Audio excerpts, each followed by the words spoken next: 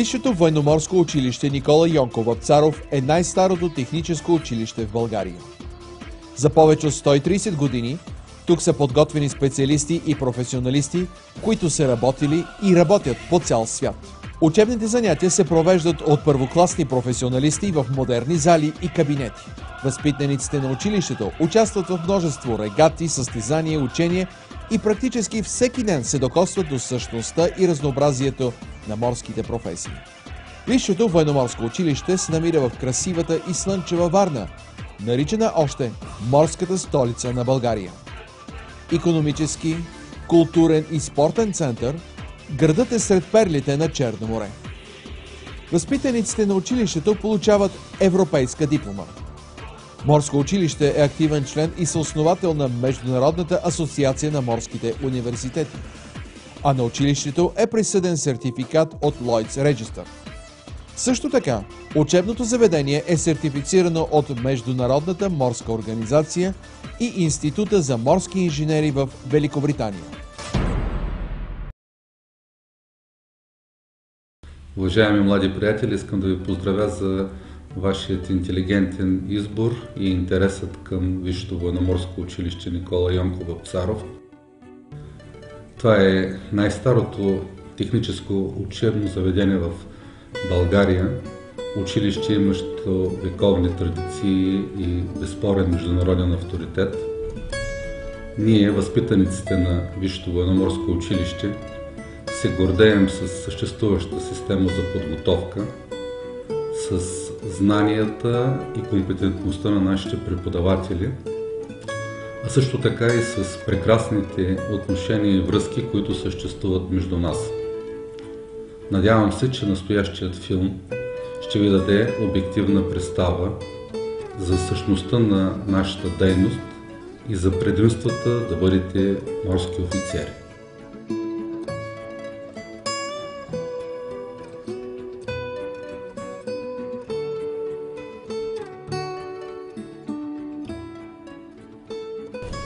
Нека сега започнем нашата разходка в Висшето военноморско училище. Намираме се в главното фоайе на училището, пред стената с портретите на бившите началници на Висшето училище.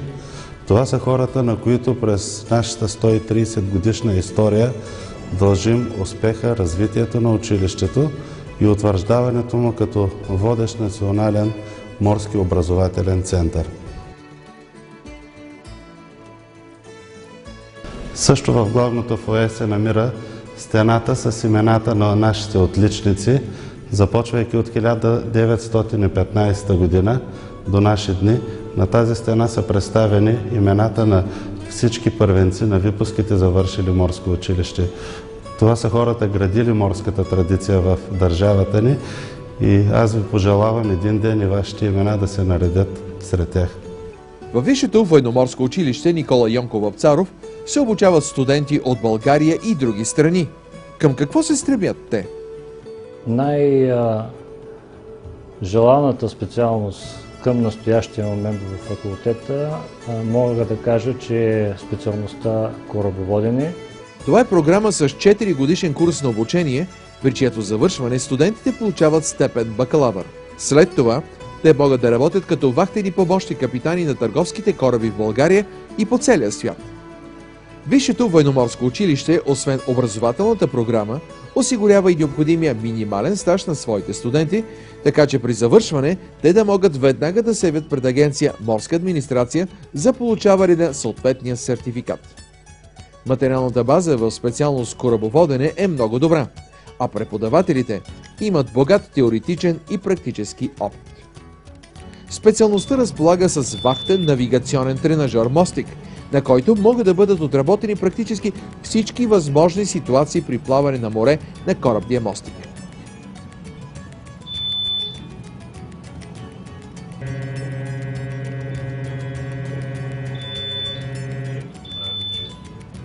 Тренажерът GMDSS дава възможност на студентите да се обучат теоретично и практически за работа с глобалната морска система за комуникации, пряко свързана с проблемите на бедствия и аварии на море. Той е предназначен за обучение и сертифициране на корабни навигатори. В неговата компютърна част се симулират 6 работни места. Той разполага и с реална апаратура. В нея са обхванати всички корабни радиостанции, които са на въоръжение в момента в гражданските кораби, включително и спътниковата радиостанция от системата Inmarsat. Факултетът инженерен на Висшето военноморско училище включва 6 катедри.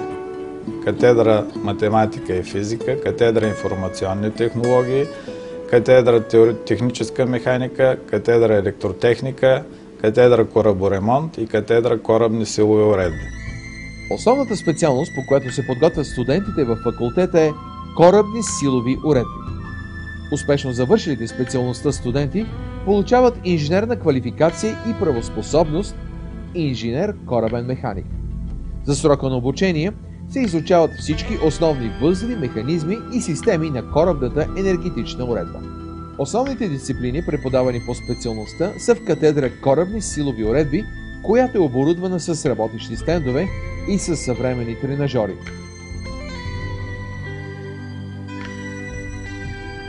Интересни специалности, които нашия факултет предлага, това са експлоатация на флота и пристанищата, мениджмънт на водния транспорт и корабна радиоелектроника. Експлоатация на флота и пристанищата и мениджмънт на водния транспорт представляват широкопрофилни специалности, които дават възможност на випускниците на Висшето военноморско училище да работят като мениджъри в сферата на морския транспорт, като корабни брокери и също така на различни ръководни и изпълнителски нива от сферата на морския транспорт и морските пристанища. Най-новата специалност е мениджмънт на водния транспорт. Тя е въведена през 2011 година. Нейната програма представлява 4 годишен курс за обучение с образователно-квалификационна степен бакалавър. Тя дава широкопрофилна подготовка в областта на икономиката, акцентира на морския бизнес, както и на областта на техническите елементи от експлоатацията на флота и пристанищата. Образованието в образователно-квалификационната степен бакалавър включва изучаването на дисциплини, които касаят фундаменталната и профилираща подготовка на инженер по корабна радиоелектроника, а също така и засилено изучаване на английски език. Обучението завършва с полагане на 2 държавни изпита по специалността корабна радиоелектроника и по процедури и правила за използване на комуникациите на английски език. Успешно завършилите специалността могат да се реализират професионално в следните направления: на корабите от търговския флот на длъжности: корабен радиоелектроник 2 клас за Световната морска система за безопасност при бедствия, корабен оператор обща категория, корабен оператор ограничена категория 1 степен и корабен оператор ограничена категория 2 степен. В екипи за обслужване и поддържане на технически средства на Световната морска система за безопасност при бедствия на брега или на борда на кораба. В екипи за обслужване, поддържане и експлоатация на техническите средства от бреговите системи за наблюдение, контрол и управление на корабния трафик. В морските спасително-координационни центрове и в бреговите станции на морската подвижна служба и не на последно място в институти и компании, свързани с разработване, производство, ремонт и поддържане на комуникационни и електронни системи, осигуряващи корабоплаването. Академичните лаборатории и тренажери въвеждат студентите не само в професионалния свят на морските специалности. Чуждоезиковото обучение, което е предмостие към професионалното обучение на студентите, разполага с модерна езикова лаборатория. В тях студентите буквално се потапят в реалния морски свят с цел практическо изучаване на международните морски термини и стандарти.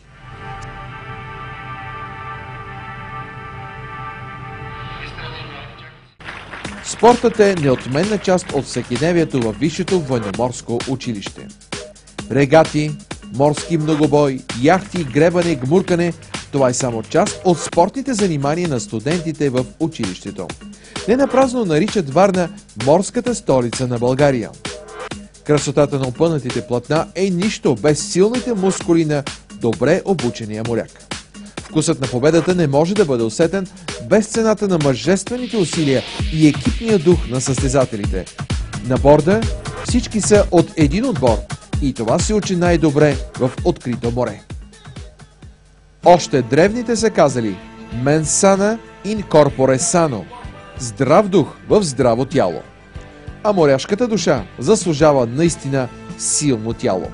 Висшето военноморско училище разполага със специална спортна база. Нейната основна цел е да поддържа силата и духа на студентите в училището. Фитнес салона на Висшето военноморско училище е идеалното място за доразвиване на силата, издържливостта и мъжеството.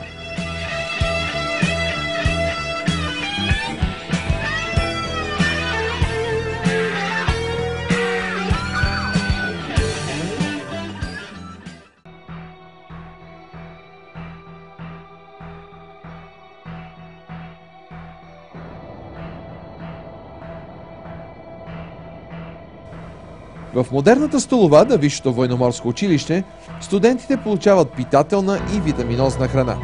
Подложени на всекидневно физическо и умствено напрежение, те се нуждаят от бързо възвръщане на вложената енергия. В столовата възпитаниците на училището могат да избират от 5 калорийно балансирани и продуктово разнообразни менюта, които са разработени от професионална кетерингова компания.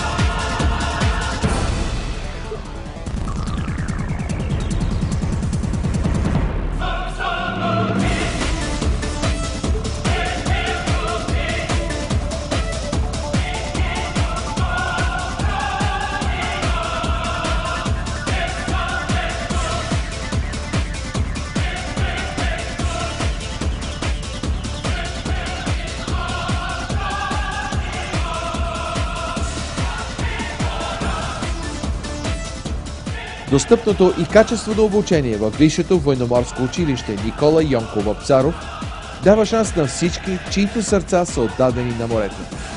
Не е необходимо да отидете на другия край на земното кълбо, за да станете част от света и да реализирате своята мечта. В Висшето военноморско училище Никола Йонков Вапцаров мечтите ви се превръщат в реалност.